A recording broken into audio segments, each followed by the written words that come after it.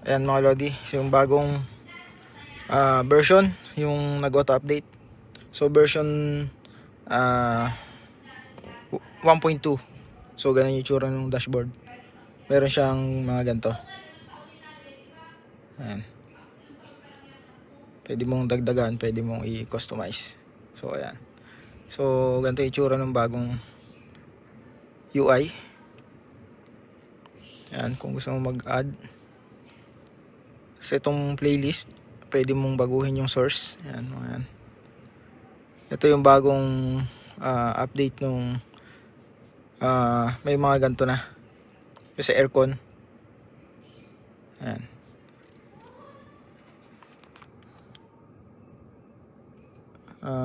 Ano pa ba? Settings.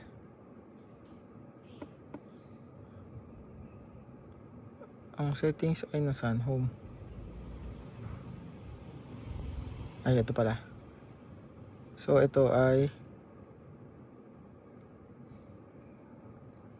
yan. Ito yung bagong UI. So, yung changes niya dito, may mga ito wala namang bago. Ito may nadagdag. Itong charging, discharge, energy consumption. Ito yung bago. Nakahiwalay na. Tapos itong vehicle settings, wala namang pinagkaiba, yung pa rin. Itong overhaul, ganun pa rin. ADAS, yung pa rin. Ito dati, marami, alam ko marami to eh. Itong vehicle ESC off, alam ko nandito yan sa ADAS eh. Ngayon, wala na. Isang, ano na siya, isa na lang. Tapos itong system, general, ayan. Ang nabago dito is itong cloud data processing, mga ganyan. Inoff ko lang yung analysis improvement, legal information, contact us, ayan. Nilagay na nila itong mga to. Memory playback, itong version, ito yung bagong version. Tapos ngayon, pag chine-check mo ngayon tong version check, ganito na yung UI nya. Ayan mga Lodi.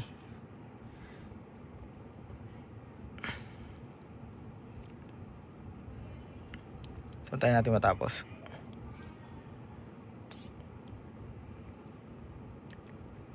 Yung notification, ganito yung itsura. Wala namang masyadong pinagbago ito. Ayan. Balit, tinanggal na yata yung nagpi-flip. Ngayon hindi na, nawala yung nagpi-flip dito. Ayan.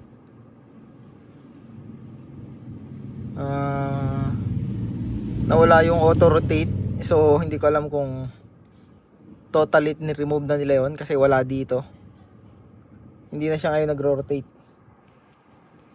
Or meron pa pala dito sa ano natin, ito mga Lodi. So try natin. Ayun, nagro-rotate pa. So ganun yung itsura nung naka-rotate.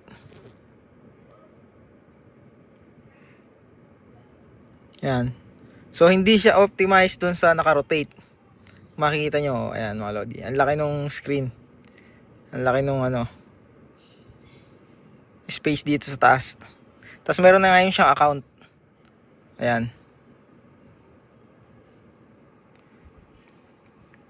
Tapos yung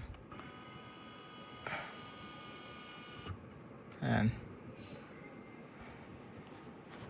Tingnan natin ulit yung version. System. Ayan, tapos na. Tapos na yung check. So latest yung 1.2.0 mga Lodi. Ayan yung bagong dashboard ng ating BYD. So ang total mileage natin, mababa pa to. Ayan pa lang. 12.5.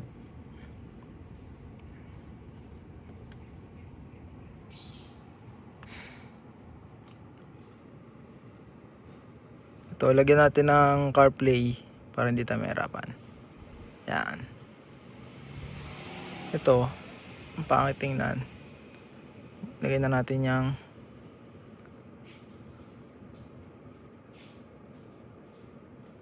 or ito pala. Yan, para sakto. Itong contacts, hindi ko alam paano ito i-remove. Hindi yata siya natatanggal.